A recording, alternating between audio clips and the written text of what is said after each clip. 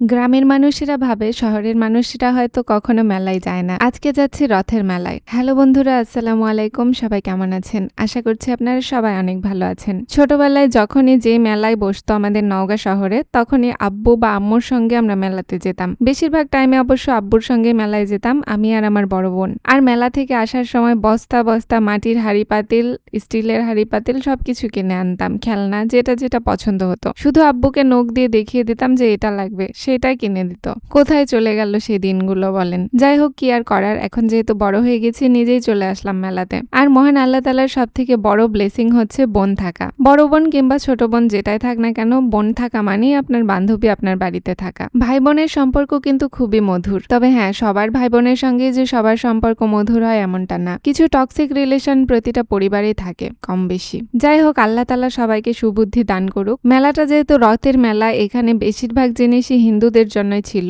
হিন্দু সম্প্রদায়ের মহিলারা যেসব জিনিস বেশি ইউজ করেন, যেমন গলার একটা চেন আছে, চেনের সঙ্গে একটু ডিজাইন করা থাকে, ওই মালাটা বেশি পরে, সেটাই দেখলাম অনেক ধরনের ডিজাইনের। খুব ভালো লাগলো জিনিসগুলো দেখে। চুড়ি আছে, নেল পলিশ আছে। মেলাতে বিভিন্ন আকর্ষণীয় জিনিসপত্র ছিল, গুলো দেখে এইদিকে চলে আসলাম। এখানে ব্লাউজ বিক্রি করা হচ্ছে। মেলায় কিন্তু সব থেকে বেশি ভিড় ছিল এই জায়গাটাতে। এখান থেকে সব আপুরা ভাবিরা সবাই ব্লাউজ কিনছে, আর ব্লাউজগুলো সত্যি বলতে অনেক সুন্দর। সেলাইটা যেরকম সুন্দর, এই ব্লাউজগুলোর ডিজাইনও সেরকম সুন্দর। আর যে জিনিস যত সুন্দর সেই জিনিসের দাম কিন্তু ততটাই বেশি। আমি একটা একটা করে ব্লাউজ নিয়ে নিয়ে আপনাদেরকে দেখাচ্ছিলাম যে দেখুন রথের মেলার ব্লাউজগুলো কেমন। সত্যি বলতে রেডিমেড এই ব্লাউজগুলো দেখতে অনেক সুন্দর। আমার কাছে তো 100 লেগেছে। শাড়ি পরলে প্রতিটা মহিলাকে, প্রতিটা নারীকে অনেক সুন্দর লাগে। আপনারা যারা শাড়ি পরেন, নওগাঁ শহরের এই মেলা থেকে কিন্তু ব্লাউজ কিনতে পারেন রেডিমেড। দেন চলে আসলাম খানাপিনার দিকে। এদিকে আছে ফুচকা চটপটির দোকান। বিশাল বিশাল স্টল বসেছে মেলাতে। তো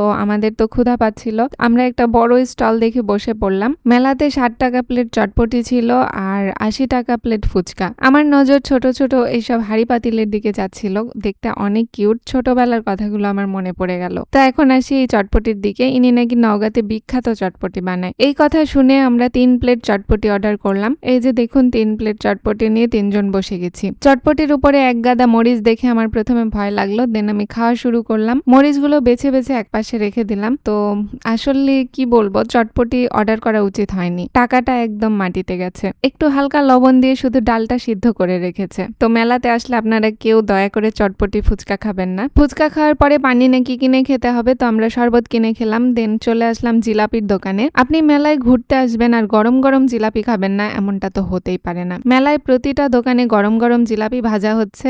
আর শুধু জিলাপি না, আমিত্তি, দানাদার মিষ্টি, লাড্ডু সবকিছুই আছে। দেখুন মাশাআল্লাহ, কত বড় জিলাপি ভাজা হচ্ছে। সর্বপ্রথম আমিত্তি কিনলাম, এরপরে চলে গেলাম জিলাপি কিনতে। জিলাপিটাও মাশাআল্লাহ খুবই ভালো ছিল, আমিত্তিটাও ভালো ছিল। আমার কাছে সব থেকে আমিত্তি খেতে বেশি ভালো লাগে মেলার। আমিত্তি, জিলাপি, ঝুড়ি কেনার পরে এখানে চলে এসেছি কাবাব খেতে। আমি বাইরে আসবো আর কাবাব খাবো না, এমনটা হতেই পারে না। কাবাব আমার ভীষণ পছন্দের একটা আইটেম। আমরা নিয়েছিলাম 10 টাকা পিসের চিংড়ির কাবাব। সত্যি বলতে একদম আপনার টাকা উসুল, কারণ কাবাবটা খুবই টেস্টি ছিল। 10 টাকা হিসেবে যে এত ভালো কাবাব পাবো মেলায় এসে, এটা আমি কল্পনাও করতে পারিনি। আমার বড় আপুকেও একটু খাইয়ে দিলাম। কাবাব খাওয়ার পরে খুব আমার পানি পিপাসা পাচ্ছিল, তো ভাবলাম এই গরমের মধ্যে একটা আইসক্রিম কিনে খাই। আপনাদেরকে আর কি বলবো, আমি বাইরে আসলে শুধু আমার খেতেই মন চায়। আর মেলায় এসে আপনি কোনো কিছু কেনাকাটা না করে আমার মনে হয় খাওয়া দাওয়া করাটাই বেটার, কারণ মেলাতে প্রতিটা জিনিসের দাম একদম আকাশ ছোঁয়া, কিন্তু কোয়ালিটি একদম জিরো। এর থেকে ভালো আপনি মার্কেট থেকেই কেনাকাটা করবেন, তাহলে আপনি জিতবেন। আইসক্রিম খেতে খেতে বাসায় চলে আসলাম। আজকের ভিডিওটা এখানেই শেষ করছি। সবাই ভালো থাকবেন। আল্লাহ হাফেজ।